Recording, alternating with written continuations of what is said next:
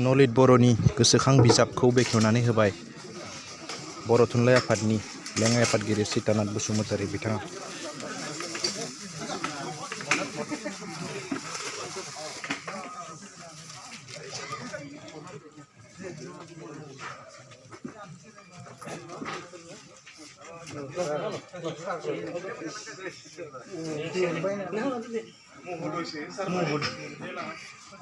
दे बिसम्बिया नै रायजोफोर आं बेखेवबाय।